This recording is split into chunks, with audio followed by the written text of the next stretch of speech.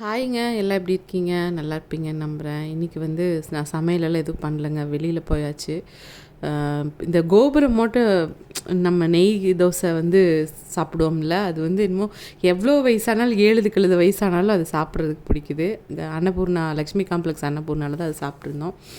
அடுத்தது பார்த்திங்கன்னா மதியத்துக்கு வந்து இந்த ஹைப் ஏற்றுற வளர்மதி மெஸ் இருக்குது இல்லைங்களா, ரைஸ் கோர்ஸில். அது வந்து பாப்பாவுக்கு நான் வாங்கி தரலன்னு சொல்லி ஒரே கம்ப்ளைண்ட்டு. இந்த பக்கெட் லிஸ்ட் மாதிரி வச்சுக்கிட்டு அதை வாங்கியே ஆகணும்னு. அங்கே உண்மையிலேயே அந்த நாட்டுக்கோழி பிரியாணி, பரோட்டா, பிரியாணி, அதுக்கு கொடுக்குற அந்த குழம்பு எல்லாமே சூப்பராக இருக்குங்க. பிரியாணி குவான்டிட்டி எல்லோரும் கொஞ்சம் கம்மி அப்படின்னு சொல்கிறாங்க. ஆனால் தாராளமாக நமக்கு போதும். இந்த பிச்சு போட்ட கோழி வந்து சூப்பராக இருந்துச்சுங்க. இதில் என்னென்னா அந்த ப்ரான் மட்டும் கொஞ்சம் நமக்கு அந்த இனிப்பு அடித்த மாதிரி இருக்கும். அது சாதாரணமாகவே ப்ரானோட இது வந்து இனிப்பு தான். அதில் வந்து கொஞ்சம் அந்த லைட்டாக அந்த காரம் பத்தாத மாதிரி இருந்துச்சு. மற்றபடி எல்லாமே சூப்பராக இருக்கும். இது எந்த ப்ரமோஷன், இது வந்து சுக்காங்க, சூப்பராக இருக்குது. நான் இது வந்து எனக்கு ரொம்ப நாளாக போகணும். இது மாதிரி நிறைய இருக்குது கடைகள்.